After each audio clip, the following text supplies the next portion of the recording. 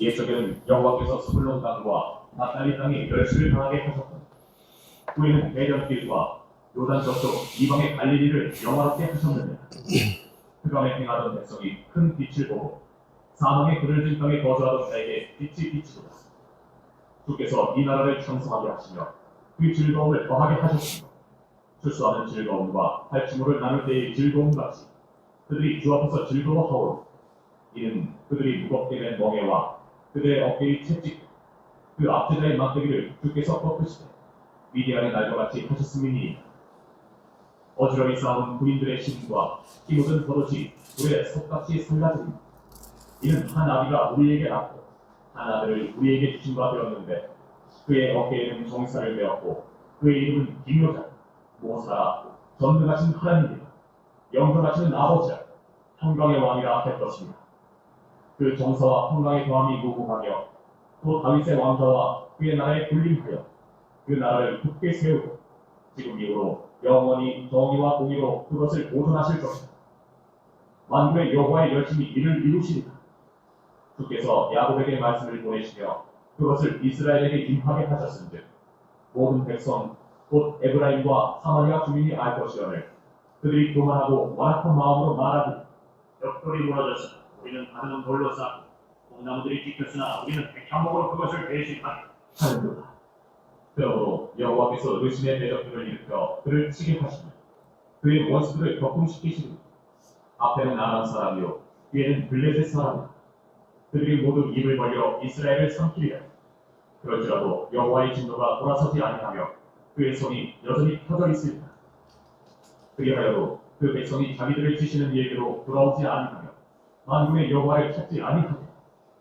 그러므로 여호와께서 하루 사이에 이스라엘 중에서 머리와 뿌리와 종려나무 가지와 갈대를 끊으시니 그 머리는 곧 장로와 존귀한 자라 그 뿌리는 곧 거짓말을 가르치는 선지자라. 백성을 인도하는 자가 그들을 미혹하니 인도를 받는 자들이 멸망을 당하는구나. 이 백성이 모두 경건하지 아니하며 악을 행하며 모든 입으로 망령되이 말하니 그러므로 주께서 그들의 장정들을 기뻐하지 아니하시며 그들의 고아와 과부를 긍휼히 여기지 아니하시리라. 그럴지라도 여호와의 진노가 돌아서지 아니하며 그의 손이 여전히 펴져 있으리라. 대저 앞에는 불타오르는 것 같으니 곧 찔레와 가시를 삼키며 빽빽한 숯불을 살라 연기가 위로 올라가게 한 것 같은 것이다. 만군의 여호와의 진노로 말미암아 이 땅이 불타니 백성은 불의 섭과 같을 것이다. 사람이 자기의 형제를 아끼지 아니하며 오른쪽으로 움킬지라도 줄이고 왼쪽으로 먹을지라도 배부르지 못하여 자기 팔의 고기를 먹을 것이며 므낫세는 에브라임은 므낫세를 먹을 것이다. 또 그들이 합하여 유다를 치리라. 그럴지라도 여호와의 진노가 돌아서지 아니하며 그의 손이 여전히 펴져 있으리라. 네, 여기까지 보도록 하겠습니다. 제가 기도하고 수요 사경회를 하나님께 올려드리겠습니다. 하나님 아버지 은혜와 사랑을 감사드립니다. 하나님, 여전히 추운 날씨 속에서도 저희들을 안전하게 지켜주시고 또 하나님의 귀한 말씀의 자리로 불러 모아주시니 감사드립니다. 이 시간도 우리의 발걸음을 좀 축복하여 주시고 하나님의 귀한 말씀의 은혜로 덧입혀 주시어서 하나님의 은혜를 깨닫고 하나님의 사랑을 깨닫고 또 그 말씀을 깨달은 대로 순종할 때 놀라운 하나님의 귀하신 역사가 우리 가운데, 우리의 삶 가운데 충만히 일어날 수 있도록 인도하여 주옵소서. 감사드리며 예수 그리스도의 이름으로 기도드립니다. 아멘. 우리 찬송가 200장 함께 가사를 생각하시면서 찬양하겠습니다. 찬송가 200장입니다. 달고 묘한 그 말씀, 생명의 말씀은 귀한 그 말씀 진실로 생명의 말씀이 나의 길과 믿음 밝히 보여주니 아름답고 귀한 말씀 생명샘이로다. 아름답고 귀한 말씀 생명샘이로다. 귀한 주님의 말씀은 내 노래 되도다.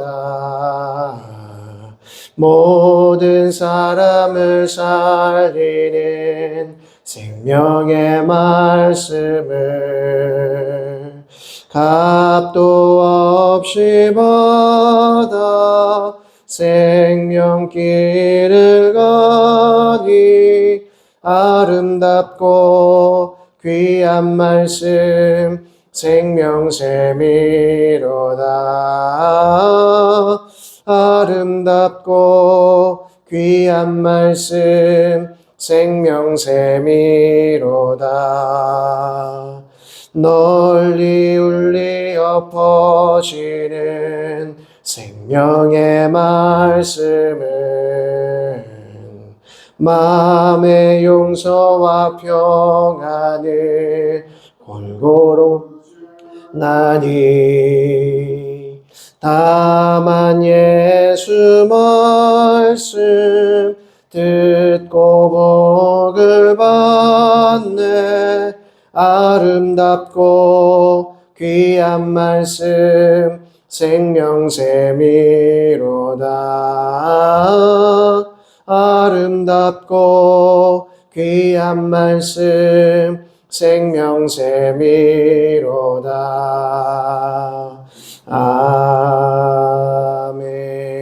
아멘. 하나님의 말씀 이사야 7장 10절에서 17절까지의 말씀을 보도록 하겠습니다.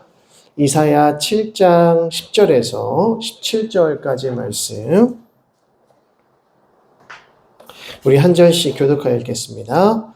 여호와께서 또 아하스에게 말씀하여 이르시되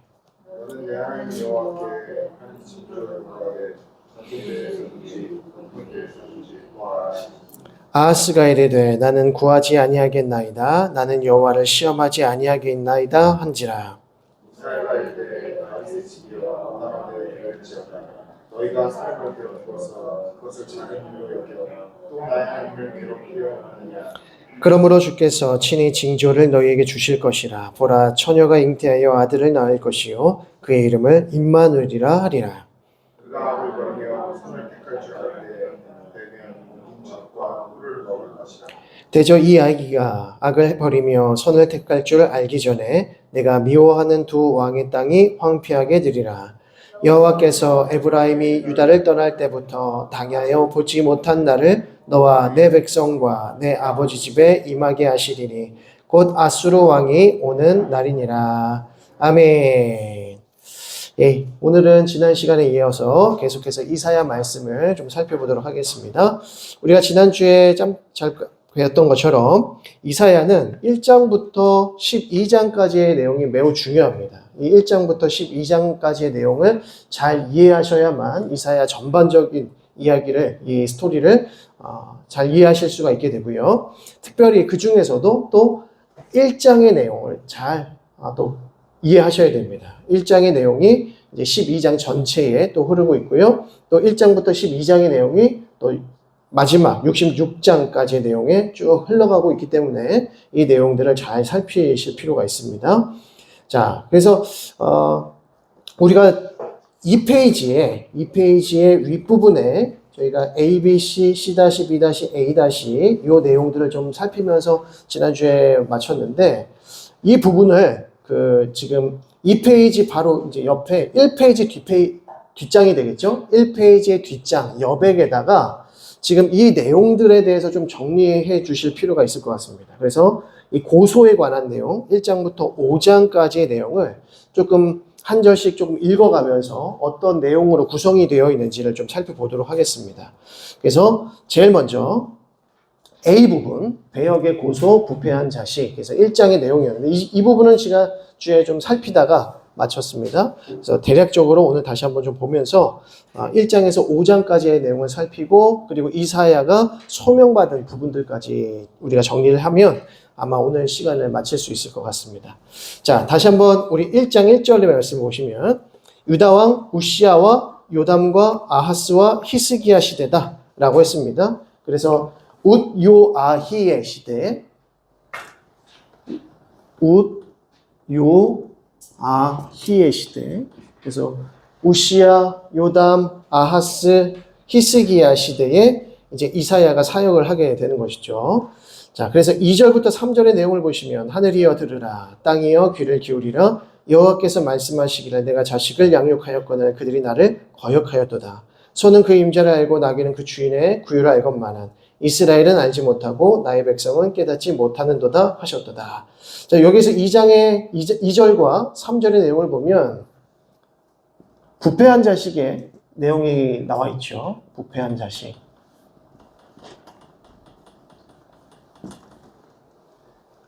그리고 소도 그 임자를 알고 나귀도 그 주인을 알지만 이스라엘은 그 주인이 누구인지 알지 못한다 라고 하는 것이죠. 자, 그러면서 4절에 슬프다 범죄한 나라요. 탄식입니다. 이사야의 탄식이 또 하나님의 마음을 대변하는 장면이 나타나는 것이죠. 슬프다 범죄한 나라요, 허물진 백성이요, 행악의 종자요, 행위가 부패한 자식이로다.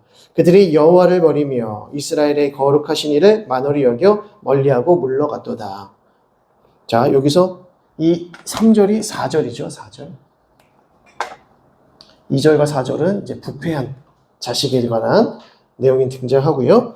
자, 그리고 나서 이제 5절부터 9절의 내용을 보게 되면 이미 심판을 받은 시온 성의 모습을 보게 됩니다. 그래서 특별히 7절을 보시면 너희의 땅은 황폐하였고 너희의 성읍들은 불에 탔고 너희의 토지는 너희 목전에서 이방인에게 삼켜졌으며 이방인에게 파괴됨 같이 황폐하였다라고 말합니다. 그래서 5절과 9절은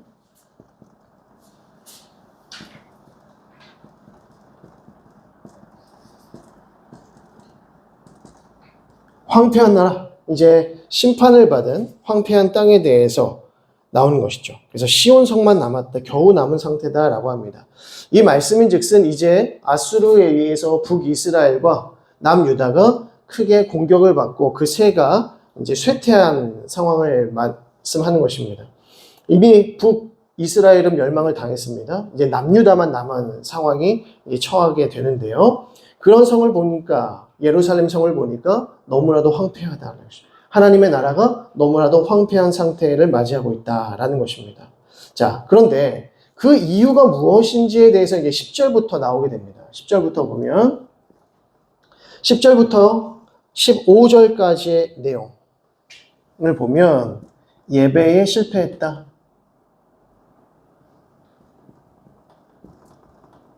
예배에 실패한 상태가 나타납니다. 너희 소돔의 관원들아 여호와의 말씀을 들을지어다. 너희 고모라의 백성아 우리 하나님의 법에 귀를 기울일지어다. 그러면서 12절에 너희가 내 앞에 보이러 오니 이것을 누가 너희에게 요구하였느냐. 내 마당만 밟을 뿐이니라. 헛된 재물을 다시 가져오지 말라. 그리고 너희의 절기를 내가 받지 않겠다. 15절에 너희가 손을 펼 때에 내가 내 눈을 너희에게 가리고 너희가 많이 기도할지라도 내가 듣지 않겠다. 너희의 손에 피가 많음이니라 가득하다 라고 말씀하시는 거죠. 여기서 특별히 너희 소돔의 관원들아 그리고 너희 고모라의 백성아 라고 합니다. 소돔과의 이 관원들, 지도층들로부터 백성에 이르기까지 다 불의의 삶을 살아가고 있다는 것입니다. 이 불의한 삶을 살아가면서 하나님을 예배한다, 하나님을 참되게 제사 드린다라고 하는 것이 하나님의 뜻에 맞지 않는 것이죠. 하나님은 그러한 예배를 받지 않으신다는 것입니다. 그래서 우리가 지난주에 공의와 정의를 행하는 것은 결국 사랑에 근거한다는 것입니다. 사랑이 있어야 공의와 정의를 행할 수 있는 것이죠. 이웃 사랑에 대한 그 마음이 없이는 공의와 정의를 행할 수 없는 것입니다. 고아와 나그네와 과부를 신원할 수가 없는 것이죠. 연약한 자들을 돌볼 수 없는 것입니다. 왜 그렇습니까? 나 중심의 삶을 살아가니까. 나를 사랑하고 지극한 자기 사랑의 인생을 살아가니 이웃 사랑할 수 있는 마음의 상태가 있지 않은 것이죠. 그러니 정의와 공의가 행해질 수가 없는 것입니다. 그렇다면 왜 이들이 이웃을 온전히 사랑하지 못하게 되었습니까? 하나님을 사랑하지 못하기 때문에.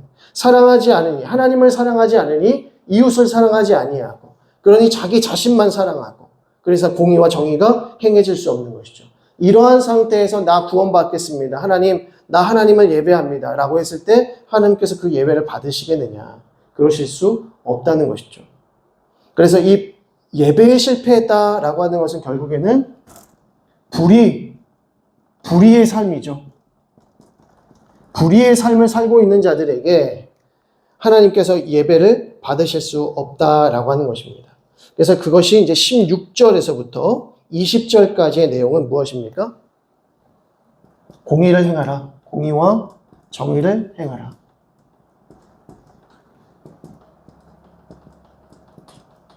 이제 이것이 16절부터 20절까지의 내용이 되겠습니다.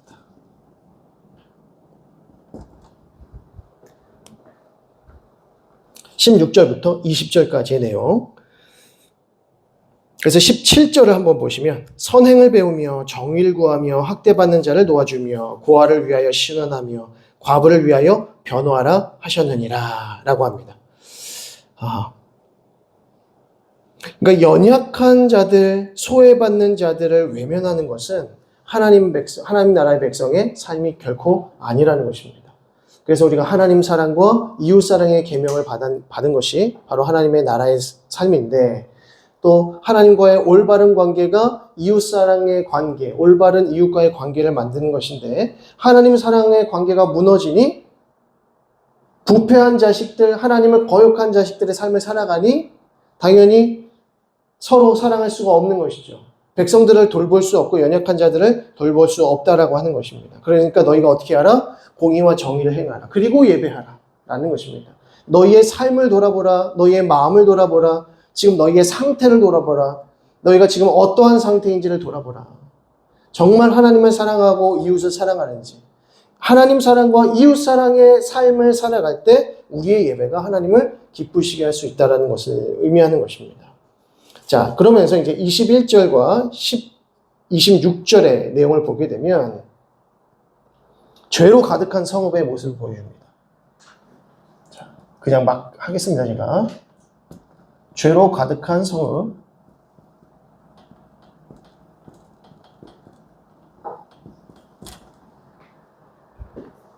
(21절에서) (26절은) 죄로 가득한 성읍. 21절, 신실하던 성읍이 어찌하여 창기가 되었는고, 정의가 거기에 충만하였고 공의가 그 가운데 거하였더니 이제는 살인자들 뿐이로다. 23절, 내 고관들은 패역하여 도둑과 짝하며 다 뇌물을 사랑하며 예물을 구하며 고아를 위하여 신원하지 아니하며 과부의 송사를 수리하지 아니하는도다. 26절, 내가 내 재판관들을 처음과 같이 내 모사들을 본래와 같이 회복할 것이라. 그리한 후에야 내가 의의 성읍이라 신실한 골이라 불리리라 하셨으니 라고 합니다. 그러니까 이제 23절, 죄송합니다. 23절, 죄로 가득한 성읍을 하나님께서 어떻게 하시겠다? 회복시키시겠다.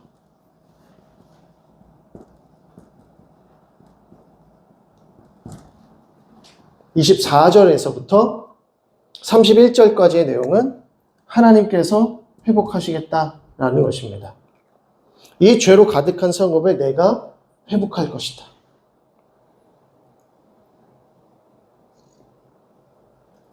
그래서 27절에 시온은 정의로 구속함을 받고 그 돌아온 자들은 공의로 구속함을 받으리라 라고 합니다. 그러니까 이 죄로 가득한 성읍, 부패한 자식은 이제는 하나님을 사랑할 수 있는 능력이 없고 스스로 이웃을 사랑할 수 있는 능력이 없습니다. 그래서 이들은 어떻게 되는가? 하나님을 사랑하지 않고 이웃을 사랑하지 않은 것, 하나님의 언약을 버린 것 아닙니까? 하나님의 언약을 버린 백성들은 어떻게 해야 됩니까? 심판받아야 되는 거죠. 심판받아야 됩니다. 그래서 심판이 이 메시지에 담겨 있는 것입니다. 심판할 것이다. 내가 너희를 회복할 것이다. 라고 하는 말씀은 내가 너희를 심판할 것이다. 그리고 다시 너희를 새롭게 할 것이다. 라고 하는 겁니다. 그러니까 하나님께서 하나님의 백성들을 심판하시고 징계하시고 형벌하시는 것은 그들을 돌이키시기 위함이라는 것입니다. 그러면 하나님께서 이스라엘 백성들을 어떻게 회복시키실까요? 어떻게 심판하십니까? 바벨론을 통해서 그들을 치시고 바벨론 포로로 끌려가게 하셨다가 다시 어떻게 하실 것이다? 너희를 회복할 것이다. 너희 가운데 정의와 공의를 회복할 것이다. 그것이 바로 포로 귀환의 역사로 나타나는 것입니다. 지금까지 드리는 하나님께 드리는 예배가 하나님께서 받으시지 못하는 예배. 예루살렘 성에서 그 성전에서 하나님을 예배할지라도 하나님께서 그들의 예배를 받지 않으시는 거죠. 그런데 그들을 심판하셔서 바벨론의 포로로 있게 하시다가 70년 동안 바벨론 포로로 있다가 이제 포로 귀환하게 하셔서 다시 무엇하게 하시죠? 성전을 재건하도록 하시는 겁니다. 수룹바벨 성전을 재건하게 하시는데 그 수룹바벨 성전을 통해서 드리는 예배를 하나님께서 받으신다는 거죠.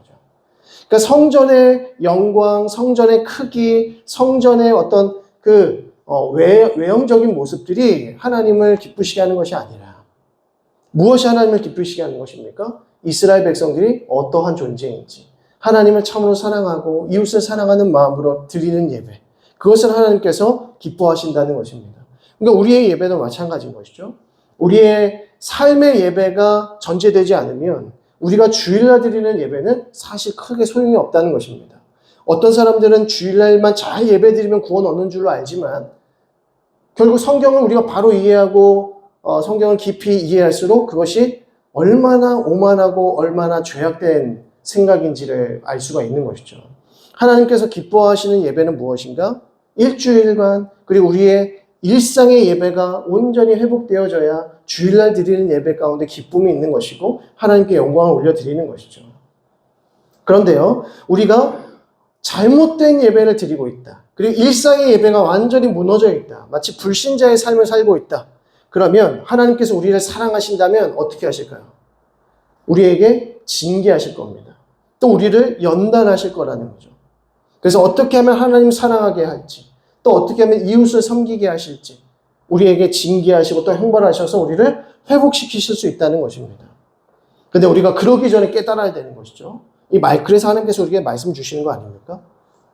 하나님께서 우리가 부패한 자식으로 또 하나님을 잘 섬기지 못하고 있을 때 막 외부의 세력으로 또 막 적군으로부터 전쟁을 일으키셔서 우리를 포로로 끌려가셔서 이렇게 회복하시지 않습니다. 하나님께서는 지금 우리를 어떻게 회복시키시죠? 우리에게 말씀을 주신다는 거예요. 이 말씀을 통해서 듣고 깨닫고 회개하고 하나님 앞에 참회하고 나의 삶의 모습을 다시 한번 돌아보면서 내가 미워하고 용서하지 못했던 사람들을 생각하면서 그리스도의 마음으로 용서하기 시작하고 그들을 사랑하기 시작할 때 우리의 참된 예배가 바로 거기서부터 회복되어지더라는 것입니다. 우리가 주일 드리는 예배만 잘 드린다고 해서 일주일의 삶이 회복되어지는가? 전혀 그렇지 않습니다. 오히려 일주일의 예배가 잘 드려져야 주일날 드리는 우리의 예배가 축제가 되는 것이고 감사 예배가 되는 것이죠. 하나님을 기쁘시게 하는 예배가 될 것입니다. 하나님, 제가 이렇게 치열하게 일주일 살았습니다. 그런데 너무 부족했습니다.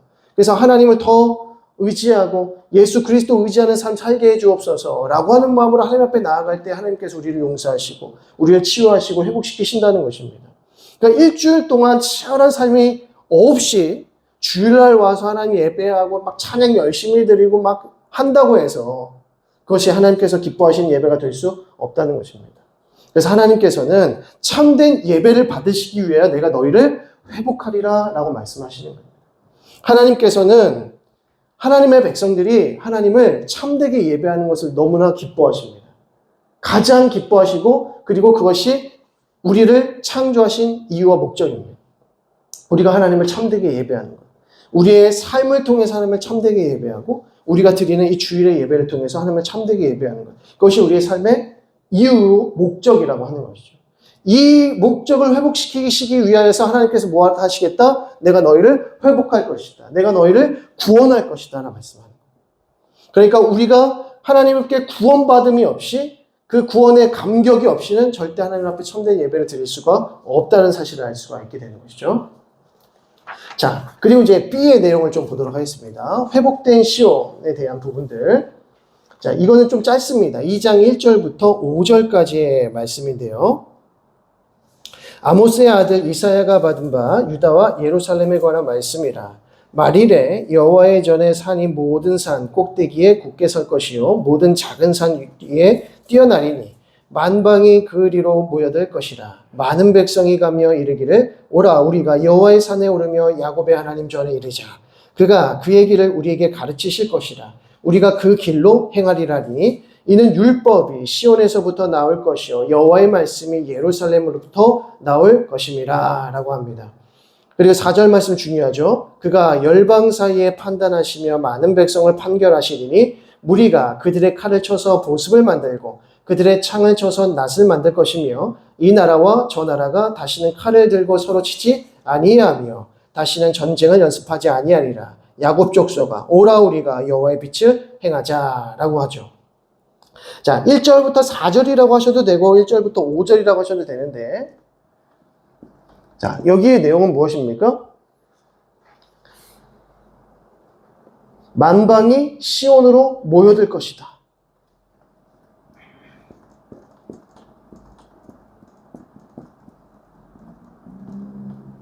이 시온으로 모인다는 것이 굉장히 중요하다고 말씀드렸습니다. 그렇죠? 하나님께서 하나님의 백성들을 어디로 모으신다고요? 시온으로 모이신다는 거예요. 시온. 그러니까 시온이 어디냐면 지금의 예루살렘을 말합니다. 다윗이 예루살렘 성을 처음으로 도읍지로 이제 서울로 이제 삼을 때 그때 그 예루살렘 성을 가리켜서 시온산이라고 불렀습니다. 시온산. 시온이라는 뜻은 원래 요새라는 뜻인데 그래서 자이언이라고 하죠. 시온은 우리나라 말로 그냥 번역을 한 것이고 영어로는 자이언이라고 합니다. 이 시온이라고 하는 뜻은 요새라고 하는 뜻인데 대명사로 그냥 딱 부르는 겁니다. 시온산은 곧 예루살렘 성입니다. 하나님께서 지키시는 산, 하나님께서 지키시는 성읍이라는 뜻으로 시온산이라고 부르는데 예루살렘 성을 가리킵니다. 하나님께서 예루살렘으로 누구를 모으신다? 하나님의 백성들을 모으실 것이다. 이게 무엇입니까? 이게 회복이라는 것이죠. 하나님께서 너희를 회복하리라. 그것은 다시 하나님의 백성들을 시온으로 모으시는 일을 가리킵니다. 그러면 하나님께서 하나님의 백성들 다시 시온으로 모으게 하셔서 회복시키셔서 무엇하시게 하시죠? 예배하게 하시는 겁니다. 하나님을 찬양하게 하시는 거죠. 그래서 신약 성경에서도 가장 중요한 성이 바로 예루살렘 성 아닙니까? 예수님께서 갈릴리에서부터 어디까지 가시죠? 예루살렘 성까지 가셔서 예루살렘에서 십자가 지십니다. 그리고 예수님의 제자들이 보는 앞에서 예수님께서 승천하시는 곳이 바로 예루살렘입니다. 이 예루살렘에서 승천하신 예수 그리스도를 바라본 예수님의 제자들이 예루살렘을 중심으로 해서 초대교회를 세우고 그 초대교회를 중심으로 해서 예수님의 제자들이 어떻게 되죠? 뿔뿔이 흩어집니다. 그리고 어디까지 갑니까? 모든 민족에게 땅 끝까지 이르러 그리스도의 증인으로 살아가는 것이죠. 예수 그리스도께서는 갈릴리에서부터 변방에서부터 예루살렘까지 오르시고 예루살렘에서 예수 그리스도의 증인된 자들은 다시 온 열방으로 흩어진다는 것입니다. 그러니까 이 예루살렘이라는 곳은 어떤 곳인가? 하나님의 백성들이 모이는 곳이다. 하나님을 예배하는 곳이다라는 거죠. 하나님을 예배하는 그곳에서 하나님을 만나고 이제 그 복음을 들고 땅끝까지 이르러서 그리스도의 증인으로 살아가는 것입니다. 우리가 마치 주일날 예배를 드려서 모이는 것처럼 우리가 모이기에 힘써야 하는 이유는 바로 이 때문입니다. 하나님께서는 하나님을 예배하는 자들을 모으신다는 거죠. 그래서 혼자서 유튜브 바라보면서 예배 드리는 것을 하나님께서 기뻐하시는 것이 아니라 함께 믿음의 신앙이들이 믿음의 성도들이 함께 모여서 하나님을 예배하는 것을 그렇게 기뻐하신다는 겁니다. 절대 혼자서 드리는 예배, 혼자서 신앙생활하는 것을 기뻐하시지 않습니다. 하나님께서 공동체로 불러 모으시는데 왜 혼자서 신앙생활하느냐는 거죠. 그것은 성경을 제대로 이해하지 못한다는 겁니다. 하나님의 백성들은 자고로 모여야 되는 거예요. 함께 모여서 기도하고 모여서 예배하고 모여서 찬양하고 모여야 무슨 일이 벌어진다는 것이죠. 혼자서도 찬양할 수 있고요. 혼자서도 예배 드릴 수 있고 혼자서도 뭐 말씀 볼 수 있고 혼자서도 헌금할 수 있고 혼자서도 다 할 수 있겠지만 그 예배를 하나님께서 기뻐하시지 않는단 말이죠. 공동체 안에서 우리가 신앙생활이 이루어진 이후에야 흩어졌을 때 그 예배를 하나님께서 기뻐하시는 것이지 우리가 모이는 예배가 없는데 모이는 기도회가 없는데 모이는 찬양이 없는데 혼자서 드리는 것들 하나님께서 기뻐하실 수 없다는 것입니다. 왜 그렇습니까? 하나님은 모으시는 분이에요. 그래서 우리가 이제 하나님께서 주님께서 우리를 부르실 날이 다가오지 않겠습니까? 우리가 다 하나님의 부르심을 받을 것인데 그러면 어디로 갈까요? 하나님께서 다시 우리를 한 곳으로 모으시는 겁니다. 그래서 우리는 다시 하나님께로 나아가고 우리는 다시 만나게 되리라는 것이죠. 새 나라, 그리고 새 왕국에서 새 하나님 나라에서 우리가 다시 모여서 하나님을 예배하고 찬양하고 아름다운 공동체를 이루어가는 것입니다. 그래서 기독교는 철저하게 공동체적이다 라고 하는 것입니다. 절대 나 혼자 성장하고 나 혼자 예배를 드릴 수 있는 그런 공동체가 아니라는 것이죠. 그래서 하나님께서는 모으신다라는 것입니다. 그래서 만방이 시온으로 모인다라는 것이고요. 자, 그리고 5절의 말씀을 보게 되면 야곱 족속과 오라 우리가 여호와의 빛에 행하자. 그래서 이스라엘은 빛이 될 것이다. 5절까지 좀 보겠습니다. 이스라엘은 빛이 될 것이다. 빛이 되리라 라고 하는 것은 어떤 의미겠습니까? 비춘다겠죠. 예, 비춘다. 하나님께서 우리를 빛과 소금으로 이 땅 가운데 세우신다는 것은 하나님의 그 진리를 이 땅 가운데 비추는 겁니다. 하나님의 빛을 비추는 자들입니다. 그래서 하나님께서는 이스라엘 백성들에게 예배를 받으실 뿐만 아니라 이 세상에 빛이 되어서 하나님의 영광을 드러내는 삶을 살게 하시리라. 이것이 회복이요 구원이라는 것입니다. 구원이죠. 자, 이제 그 다음 내용 보겠습니다. 타락한 백성 6절부터 21절까지의 내용인데요. 6절부터 11절의 내용을 보시면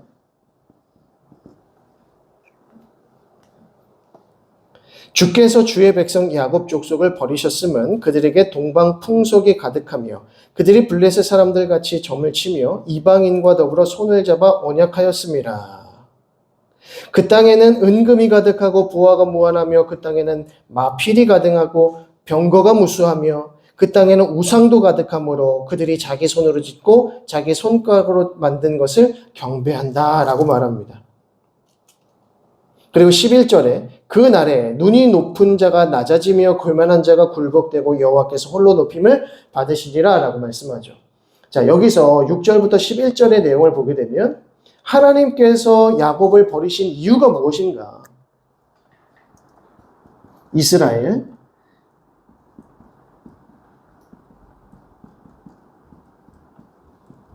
야곱을 버리신 이유가 무엇인가? 라고 했을 때 그 이유가 무엇입니까? 그들에게는 하나님만을 사랑하는 마음이 있었던 것이 아니라 이방 민족들과 더불어 손잡아 언약했고 그 땅에는 은금이 가득하고 보화가 가득하고 마필이 가득하고 병거가 많았다. 그리고 8절에는 우상도 가득했다. 그러니까 하나님께서 멀리하라고 하신 것들을 그들은 더 간직하려고 했다는 것입니다. 하나님께서는 이방 민족들과 언약 맺지 마라. 이방 민족들과 통혼하지 마라 라고 했습니다. 그리고 은금을 너무 많이 가지려고 하지 말아라. 그리고 우상 숭배하지 말아라. 이것이 하나님의 법입니다. 왜 그렇습니까? 우리에게 은금이 너무 많아요. 그리고 이방 민족들하고 손잡아서 언약해요. 그럼 우리가 누구를 의지하겠습니까? 하나님 의지하는 것이 아니라 금은 보화를 의지하게 될 것이고 이방 민족들의 손을 의지하게 될 거라는 것이죠. 그리고 우상을 의지하게 될 것이라는 겁니다. 그러니까 너희 안에 다른 것 의지하지 않게 해라 라는 것이 하나님의 뜻일진데 이스라엘 백성들은 어떻게 합니까? 우상을 가까이 하고 이방 민족들을 가까이 하고 금은 보화를 가까이 하고 심지어 마필이 가동과 병거가 무수했다. 군사력을 의지했다라는 것입니다. 그러니까 지금 이스라엘 민족들이 아수르가 쳐들어오는 그 시점 가운데에서 이들이 누구를 의지하고 있는가라고 했을 때 우시아와 요담과 아하스와 히스기야 왕이 그 국가적인 위기 가운데에서 무엇을 의지했는가라고 했을 때 첫 번째는 이방 민족을 의지하려는 것입니다. 힘 있는 이방 민족들과 같이 손잡고 연합해서 아수르와 대적하려고. 그래서 애굽과 손잡으려고 하지 않았습니까? 근데 하나님께서는 애굽과 손잡지 마라. 다른 이방 민족들과 손잡지 마라. 연합하지 마라. 동맹 맺지 마라. 두 번째, 은금을 너무 많이 갖고 있지 말아라. 그거 의지하지 마라. 군사력 의지하지 말아라. 우상들을 의지하지 마라. 우상이 너를 구원하는 것이 아니다. 라는 메시지인 거죠. 그러니까 하나님께서 이것들을 너희가 가까이 하니 내가 너희를 버릴 수밖에 없다는 것이죠. 하나님께서 버리시니까 어떤 일이 일어납니까? 실패하는 거죠. 그러니까 결국 너희들이 실패하는 이유가 무엇이냐? 하나님을 섬기지 않고 하나님을 의지하지 않기 때문이라는 것입니다. 자, 그리고 나서 11절에서부터 이제 12절부터 22절까지의 내용을 보게 되면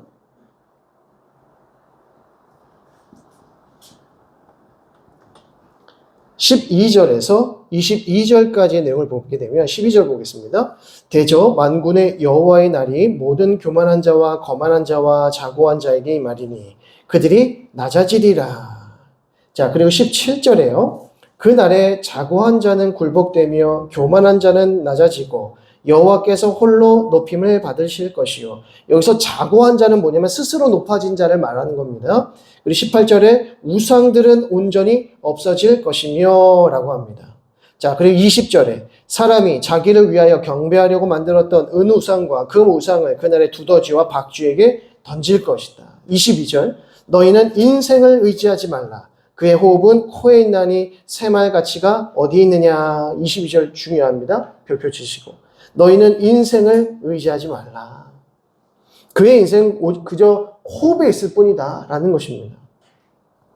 하나님을 의지하는 인생을 살아가는 것이 중요할진데 너희는 왜 이 허무한 인생을 의지하느냐는 것입니다. 오히려 이 인생을 의지하니까 스스로 높아지더라는 것입니다. 하나님을 의지하면 어떻게 됩니까? 겸손해지고요. 또 겸손하니까 하나님을 더 의지하게 되는 것입니다. 근데 스스로 마음을 높이게 되면 세상의 것들을 더 의지하게 되고요. 그리고 세상의 것들을 더 의지하다 보면 스스로 더 높아지는 겁니다. 이게 또 악순환이 되는 것이죠. 교만한 자는 세상을 의지하고요. 또 세상을 의지하는 자는 교만해집니다. 그런데 겸손한 자는 하나님 의지하고 하나님 의지하는 자는 겸손해집니다. 이 선순환이 우리 가운데 일어나야 되는 것이죠. 하나님께서 우리에게 원하시는 것은 하나님만 의지하는 자, 겸손한 자를 원하십니다. 그를 통해서 하나님 예배 받으시는 것이고 그를 통해서 하나님의 나라를 이루시는 것이죠. 그런데 그 반대로 이 세상의 것들을 의지하면서 이방 민족들을 의지해가면서 세상의 금은부와 의지하면서 군사력 의지하면서 우상들을 의지하면서 살아가면 스스로 마음을 높이는 것이다 라고 말씀하는 것입니다. 그래서 12절에서부터 22절까지의 내용은 교만한 자들을 반드시 낮추실 것이다.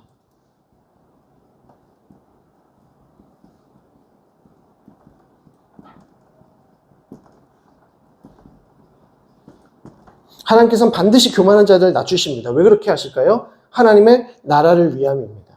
하나님의 영광을 위함이고 하나님의 나라를 바로 세우시기 위함이다 라고 하는 것이죠. 자, 이제 그 부패한 지도 C-로 넘어가도록 하겠습니다. C-로 이제 넘어가셔서 밑에 쪽으로 가겠습니다. 그래서 우리 성도님께서는 그냥 A, B, C, C-, B-, A- 이렇게 하시면 돼요. 이렇게 꼭 안 하셔도 됩니다. 그냥 A, B, C, C-, B-, A- 이런 순서로 가시면 됩니다. 자, C- 보시면 부패한 지도자라고 해서 2장 22절이라고 하는데 3장 1절부터 보셔도 됩니다. 그래서 4장 1절까지의 내용입니다. 1절부터 12절까지 내용을 좀 보면요.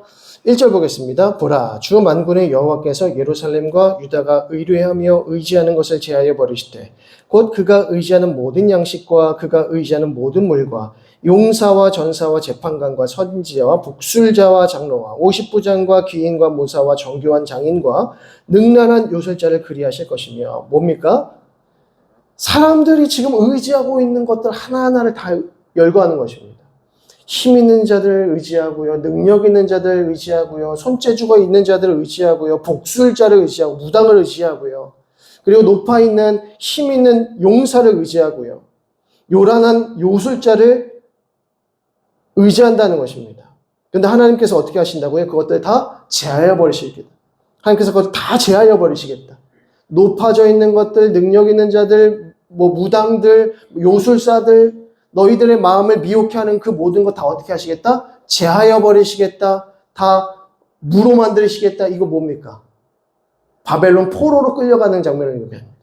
바벨론 포로로 끌려가게 되면 그거 다 없어지거든요. 고관들 없어지고 능력 의지할 것들 다 없지 않습니까?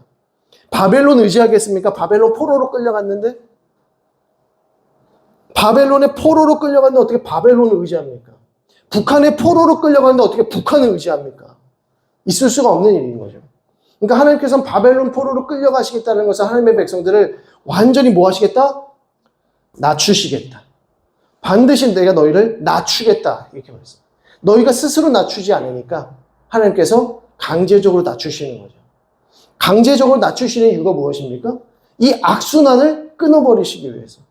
그 악순환, 교만한 자는 세상 의지하고 세상 의지하는 자는 교만해지고 이 악순환을 끊어버리시려고 어떻게 하십니까? 강제적으로 바벨론 포로로 끌려가게 하십니다.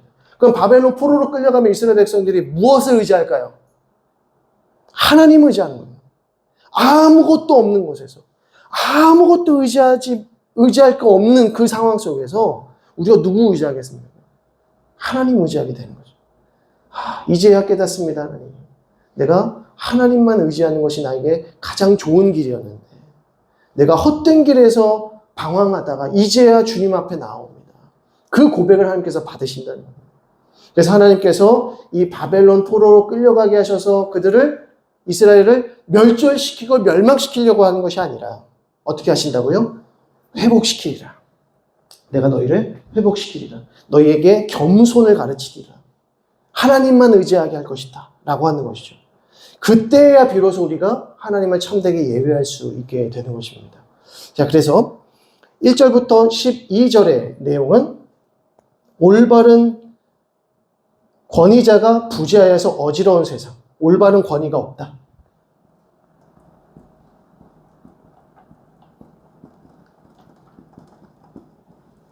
올바른 권위가 부재한 상태를 의미합니다.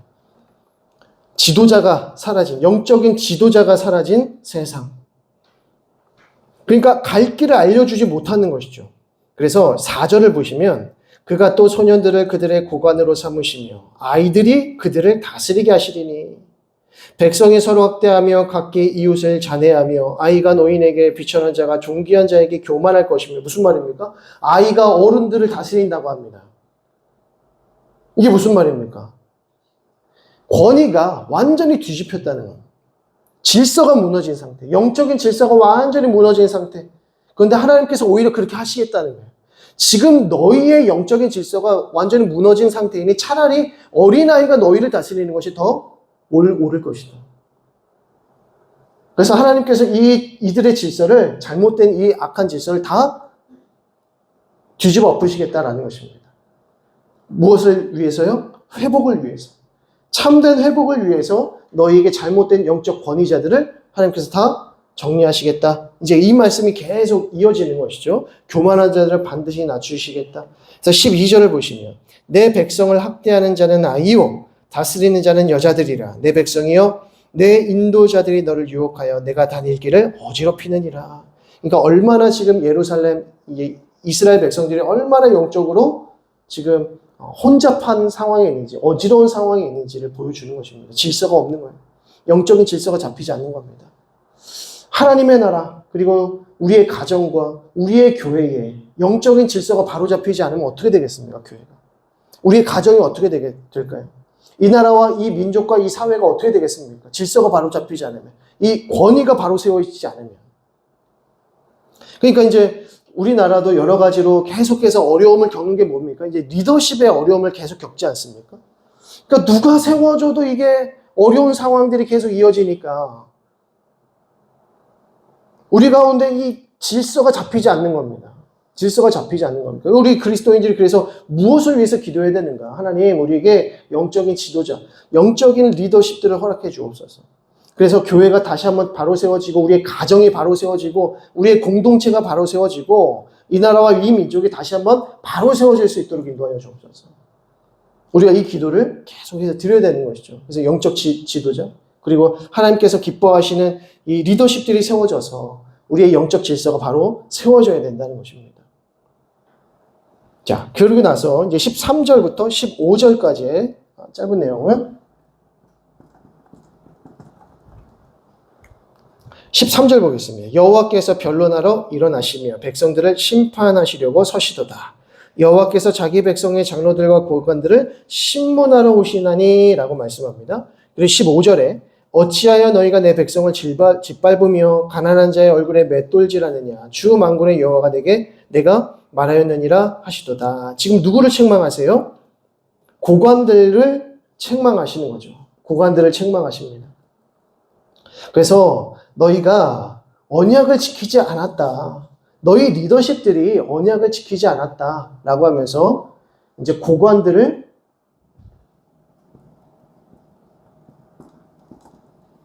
책망하십니다.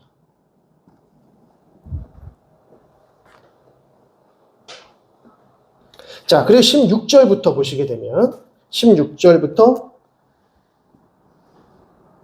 4장 1절까지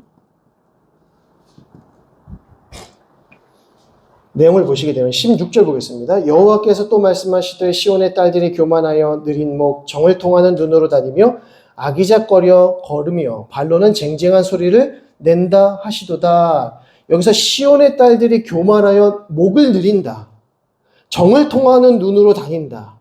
아기작거리며 발로는 쟁쟁한 소리를 낸다. 이게 무엇이냐면 남자들을 유혹하는 모습입니다. 이게 이방 여인들이 남자들을 유혹하기 위한 모습을 취하는 거죠. 그래서 이제 막 전통적으로 목을 느린다던가, 그리고 눈빛을 계속 보낸다던가, 그리고 발로 계속 쟁쟁거리는 소리를 낸다는 것입니다. 이것이 무엇입니까? 다른 남자들을 유혹하는 이방인의 모습이라는 것이죠. 이방인들의 이 모습이 누구에게서 나타나고 있다고요? 예루살렘 백성들, 특히 예루살렘 여인들에게 나타나고 있다는 것입니다.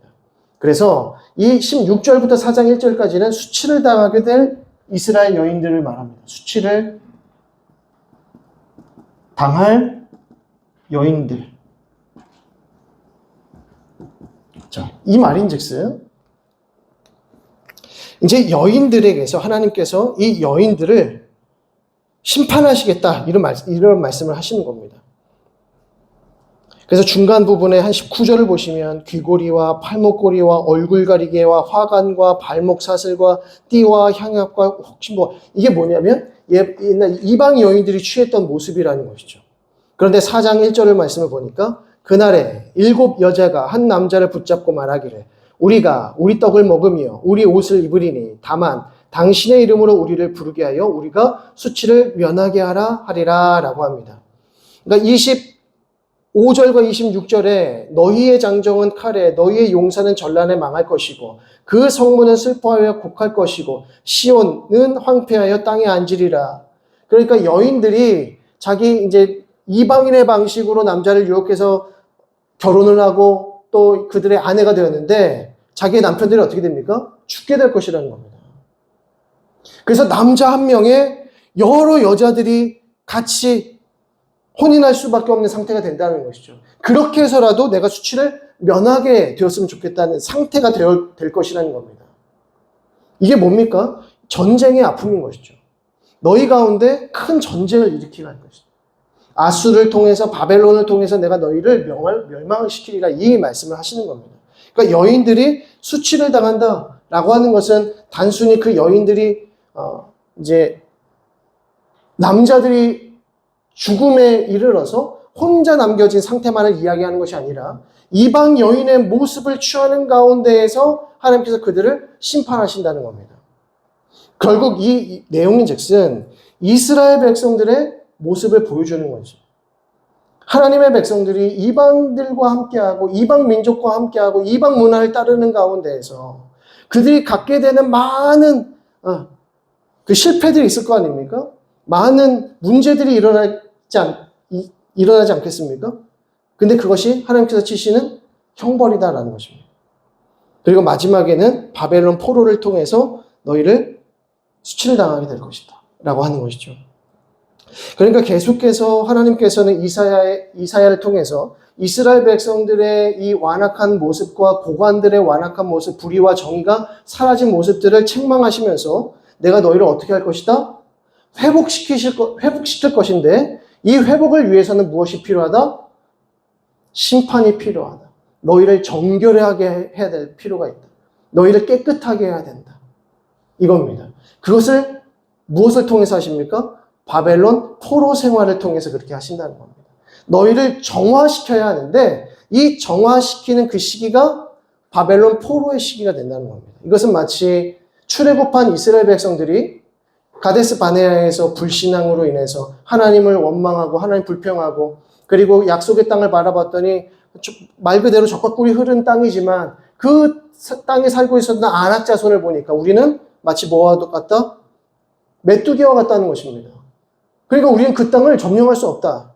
하나님께서 그들의 그 불신앙 완악한 모습을 보시고 그들을 뭐 하십니까? 정화시키시죠. 그 정화의 시간이 40년. 그래서 40년 광야 생활을 통해서 하나님께서 무엇을 가르치시죠? 하나님을 의지하는 법을 가르치십니다. 하나님의 율법을 따르는 법을 가르치시고 하나님을 의지하는 법을 가르치시는 거죠. 그리고 나서 약속의 땅으로 들어가게 하시는 거죠. 마찬가지로 이 바벨론 포로의 생활은 마치 광야 40년의 생활과 같다는 것입니다. 하나님께서 왜 그들을 바벨론 포로로 삼으셨는가? 그들을 정화하시기 위해서. 정화하신다는 것은 무엇입니까? 마음을 낮추시고 하나님을 의지하게 하시고 하나님을 참되게 예배하는 예배자로 세우시겠다는 겁니다. 그리고 나서 약속의 땅으로 들어가게 하시는 거죠. 그리고 나서 다시 예루살렘 성으로 복귀시키시는 겁니다. 그리고 복귀하게 하셔서 뭐 하시죠? 그 안에서 성막 세우고 성전 세우는 겁니다. 하나님을 예배하는 삶을 회복시키시는 거죠. 출애굽한 이스라엘 백성들이 40년 광야 생활을 한 다음에 이제 시내 광야에 모세와 함께 이제 바로 요단강 앞에서 있으면서 모압 광야에 있으면서 무엇을 준비합니까? 다시 한번 계명을 언약을 갱신하는 가운데에서 너희가 이렇게 해야 된다. 하나님 섬겨야 된다. 율법을 섬겨야 된다라고 했어요. 그리고 요단강을 바로 건넜습니다. 요단강을 건넌 직후에 한 것이 무엇이죠? 유월절을 지켰다는 겁니다. 할례를 행하겠다는 것입니다. 자기 집을 세우고 다른 것을 먼저 세운 것이 아니라 먼저 하나님을 예배하게 하셨다는 겁니다. 약속의 땅에 들어갔을 때 하나님은 유월절을 지키게 하심으로 그들의 구원을 감사하고 감격하게 하셨다. 하나님께서 바벨론 포로를 70년간 바벨론 포로로 있었던 이 백성들을 다시 예루살렘으로 돌아가게 하실 때 예루살렘에 도착한 백성들이 뭐 하게 하셨습니까? 하나님을 예배할 수 있도록 성전부터 지어라. 성전부터 지어라. 근데 성전을 지으려고 했더니 수많은 방해 공작들이 있는 겁니다. 수많은 방해 공작들 가운데 16년 동안 성전이 건축하지 못하잖아요. 그러면서 이스라엘 백성들이 뭐 합니까? 자기 집부터 지어요. 자기 밭부터 일구려고 합니다. 성전은 아직 세워지지 않았는데.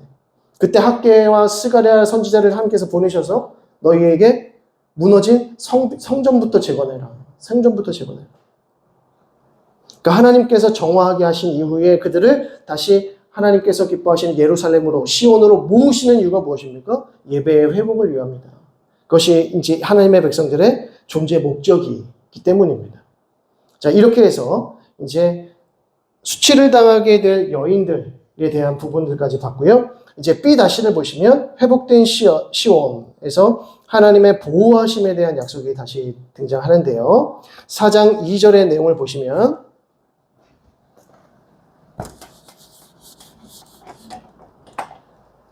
4장 2절부터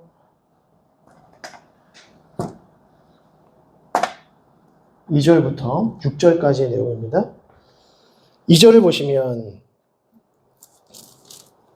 그날에 여호와의 싹이 아름답고 영화로울 것이요 그 땅에 솟아는 이스라엘의 피난자를 위하여 영화롭고 아름다울 것이며 시온에 남아있는 자 예루살렘에 머물러 있는 자 곧 예루살렘 안에 생존한 자 중에 기록된 모든 사람은 거룩하다 칭함을 얻으리니 라고 합니다. 자, 이 말씀을 보게 되면 그날에 4장 2절에 그날에 이 그날에는 어떤 날인가? 다시 이스라엘 백성들이 회복할 날. 그날에는 땅의 소산이 풍족할 것이고 시온의 남은 자의 영광이 높아질 것이고 또 시온의 딸들이 회복되어질 그날이 임할 것이다 라고 하는 것이죠. 그리고 5절과 6절의 말씀을 보시면 여호와께서 거하시는 온 시온산과 모든 지폐 위에 낮이면 구름과 연기 밤이면 화염의 빛을 만드시고 그 모든 영광 위에 덮개를 두시며 또 초막에 있어서 낮에는 더위를 피하는 그늘을 지으며 또 풍우를 피하여 숨는 곳이 되리라. 이 5절과 6절의 내용은 어떤 이미지를 생각하게 해줍니까? 바로 출애굽의 이미지. 출애굽해서 하나님께서 이스라엘을 보호하시는 그 이미지를 다시 한번 보여주시는 거죠. 그러니까 바벨론 포로에서 예루살렘으로 복귀하는, 다시 포로 귀환하는 이 장면은 무엇과 같다고요? 출애굽한 이스라엘 백성들의 모습과 동일하다는 것입니다. 그래서 이사야 말씀을 계속 보시게 되면 이 회복의 내용들을 볼 때마다 출애굽 이미지가 계속 나타납니다. 출애굽 이미지를 통해서 하나님께서 너희를 구원하셨다. 똑같이 포로 귀환의 이 삶은 너희를 구원하는 역사다 라고 하는 것이죠. 그래서 이 구원의 역사는 마침내 하나님의 영광을 드러내는 예배의 삶으로 나타난다는 것입니다. 그래서 2절과 6절은 그날에 회복을 이야기하는 거죠.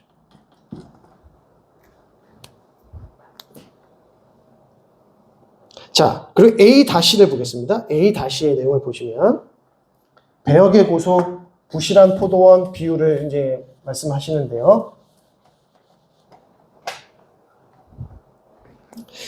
먼저 1절과 2절의 내용을 보시면 하나님의 포도원에 대해서 말씀하고 있습니다. 하나님의 포도원. 나는 내가 사랑하는 자를 위하여 노래하되 내가 사랑하는 자의 포도원을 노래하리라. 내가 사랑하는 자에게 포도원이 있으며 심히 기름진 사내로다. 땅을 파서 돌을 제하고 극상품 포도나무를 심었도다. 그 중에 망대를 세웠고 또 그 안에 술틀을 팠도다. 좋은 포도 맺기를 바랬더니 들포도를 맺었도다 라고 말합니다. 1절과 2절은 극상품 포도나무를 심었는데 그런데 이게 들포도를 맺었다.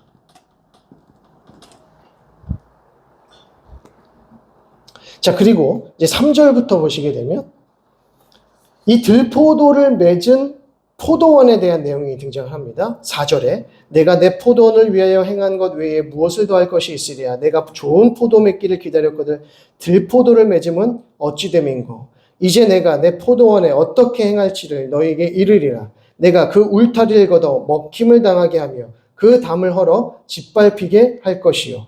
내가 그것을 황폐하게 하리니. 그리고 7절 말씀에 무릇 만군의 여호와의 포도원은 이스라엘 족속이요 그가 기뻐하시는 나무는 유다 사람이라. 그들에게 정의를 바라셨더니 도리어 포악이요 그들에게 공의를 바라셨더니 도리어 부르짖음이었도다 라고 합니다. 이 들포도를 맺은 포도원이라고 하는 내용은 무엇이냐면 결국에는 정의와 공의가 사라져버린 이스라엘 백성들에게 하나님께서 어떻게 심판하시겠는가? 담을 헐어버리시겠다. 짓밟히게 하시겠다. 황폐하게 하시겠다라는 것입니다. 결국 바벨론의 멸망을 얘기하는 것이죠. 7절이죠. 들포도를 맺은 포도원.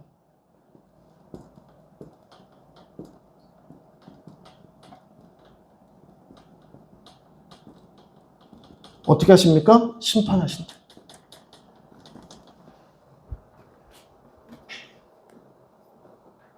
그리고 8절부터 23절까지의 긴 내용을 보면 이스라엘에 대한 고소의 내용이 다시 등장합니다. 불의와 포악이 가득하다라고 하는데요. 19절의 말씀 한번 보시면 그들이 이르기를 그는 자기의 일을 속속히 이루어 우리에게 보게 할 것이며 이스라엘의 거룩한 이는 자기의 계획을 속히 이루어 우리가 알게 할 것이라 하는도다. 20절에 악을 선하다 하며 선을 악하다 하며 흑암으로 광명을 삼으며 광명으로 흑암을 삼으며 쓴 것으로 단 것을 삼으며 단 것으로 쓴 것을 삼는 자들은 화 있을진저 라고 합니다.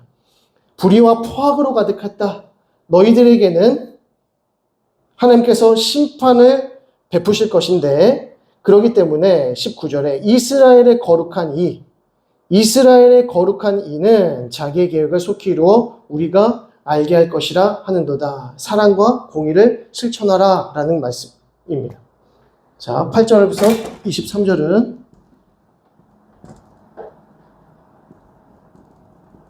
이스라엘에 대한 고소.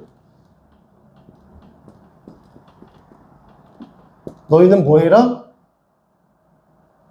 정의와 공의를 실현하라. 이게 계속돼서 반복되어지는 말씀입니다. 그리고 24절에서 30절까지의 내용은 무엇이냐면 또 다른 심판의 메시지로서 너희가 율법을 멸시했다라는 것입니다. 24절에서 30절. 24절에서 30절은 너희가 율법을 멸시했다. 멸시한 이스라엘. IS는 이스라엘을 말합니다. 율법을 멸시한 이스라엘. 그래서 5장의 내용은 내가 하나님께서 극상품 포도나무를 심었는데 왜 들포도를 맺었는가? 그리고 이 들포도를 맺은 포도를 내가 어떻게 하랴 하실 때 다물어서 질바피게 하시겠다. 바벨론으로 멸망하게 하시겠다. 그러니까 너희에게 정의와 공의를 행하게 하리라는 것이죠. 그래서 계속해서 불의와 포악으로 가득한 이스라엘 백성들에 대해서 말씀하시고 심지어 이제 율법을 너희가 멸시하고 있다라는 것을 말씀합니다.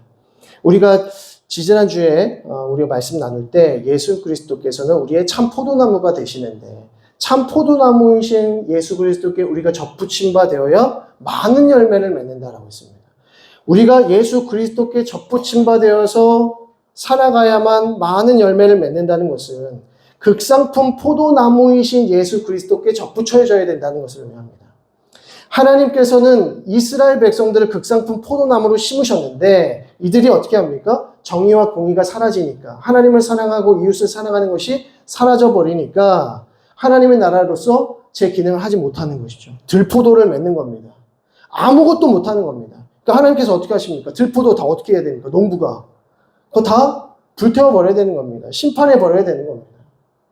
그런데 하나님께서는 참 포도나무를 심겠다. 참된 진리의 포도나무를 심겠다. 누구십니까? 예수 그리스도. 그래서 예수 그리스도께서 나는 포도나무다라고 말씀하실 때, 나는 참 포도나무다라고 말씀하실 때 이 이사야의 내용을 염두에 두신 겁니다. 주님께서 나는 참 포도나무다라고 했을 때 포도나무는 우리 이스라엘을 가리키는데 예수님께서 참 포도나무가 되시는구나. 그래서 참 포도나무이신 예수님께 접붙임 바 되어서 그분의 가지가 되면 우리는 좋은 열매 맺는다. 풍성한 열매 맺게 된다. 그런데 예수님에게 접붙여지지 않은 자들은 어떻게 됩니까? 들포도 맺는다는 것이죠. 아무런 열매도 맺지 못하고 결국 그 가지는 불쌍해진다는 거죠. 심판을 받게 되는 거죠. 그래서 우리가 예수 그리스도께 접붙임 바 되신 것, 예수 그리스도께 연합된다라고 하는 것은 결국 하나님 사랑과 이웃 사랑의 이 율법의 정신을 회복하는 것임을 알 수가 있고요. 그래서 예수님께서 이 참 포도나무 비유를 말씀하시면서 맨 마지막에 나의 계명을 지키라 하시면서 뭐하라? 서로 사랑하라 이렇게 말씀하신 거죠.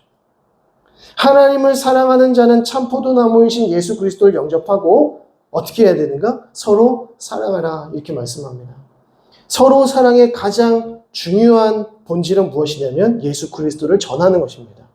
우리가 이웃을 사랑한다라고 하는 것은 서로 사랑한다고 하는 것은 정의와 공의를 행한다는 것은 가장 먼저 무엇이냐? 예수 그리스도를 전파하는 일을 가리킵니다.